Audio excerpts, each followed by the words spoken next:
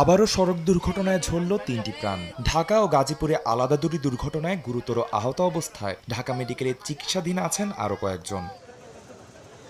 শুক্রবার রাত ৮টার দিকে রাজধানীর মেয়র হানিফ ফ্লাইওভারে সিএনজি অটোরিকশা নষ্ট হয়ে যায়। খবর পেয়ে সাইফুল তার ৮ বছর বয়সী ছেলে লামিন এবং মিস্ত্রি ইমরানকে নিয়ে রফিকের সিএনজি মেরামত করতে যান। হঠাৎ দ্রুতগামী আল আরাফা পরিবহনের একটি বাস সজোরে ধাক্কা দিলে ছিটকে যায় সিএনজি অটোরিকশা। এতে ঘটনাস্থলেই মারা যান সাইফুল ও ইমরান। আহত চালককে হোম কেয়ার হাসপাতালে ভর্তি করা হয়। বাকি দুইজনের মরদেহ রাখা হয় ঢাকা মেডিকেল কলেজ হাসপাতালের মর্গে। গাড়িটা নষ্ট হওয়ার জন্য এই গাড়ি আমার ভাইস্তা সহ ওই গাড়িটা ঠিক করার জন্য যায়।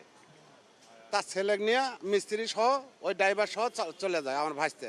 যাওয়ার পরে গাড়িটা যেটা নষ্ট রাস্তার মাঝে ফ্লাইওভারের মাঝে তো গাড়িটা ঠিক করা যায়, পিছে থেকে অন্য একটা গাড়ি বাজে দুটোটা গাড়ি মারিয়ে দিছে, দিয়া দুইজন মারা গেছে।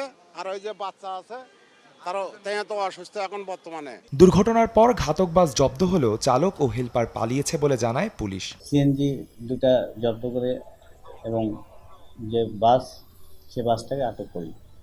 ঘটনাস্থলে বাসের ড্রাইভার, হেল্পার কিংবা সুপারভাইজার কাউকে আমরা পাইনি। তাদের নাম ঠিকানা শনাক্তের চেষ্টা চলতেছে। যেহেতু আমরা সচক্ষে দেখি নাই, সিসি ফুটেজ যদি সংগ্রহ করতে পারি, সিসি ফুটেজ দেখে আমরা আসলে প্রকৃত ঘটনা কি সেটা জানতে পারবো। এদিকে শুক্রবার রাত ৯টার দিকে গাজীপুরের পুলিশ লাইন্সের সামনে বাস চাপায় নওগাঁর ডিবির ওসি মুস্তাফিজ হাসান নিহত হয়েছেন। আহত হয়েছেন তার স্ত্রী। পুলিশ জানায় প্রাইভেট কারে সিলেট থেকে রাজশাহী ফিরছিলেন মুস্তাফিজ। পথে গাজীপুরে যাত্রাবিরতি দিলে স্ত্রীকে নিয়ে রাস্তা পার হওয়ার সময় পথের সাথী পরিবহনের একটি বাস সজোরে ধাক্কা দেয়। আহত অবস্থায় হাসপাতালে নেওয়ার পর মারা যান পুলিশ কর্মকর্তা মুস্তাফিজ। তার স্ত্রী লতিফা হাসানকে আশঙ্কাজনক অবস্থায় ঢাকা মেডিকেলে পাঠানো হয়।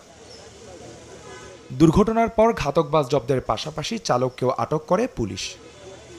আদনান তুর্য, সময় সংবাদ, ঢাকা।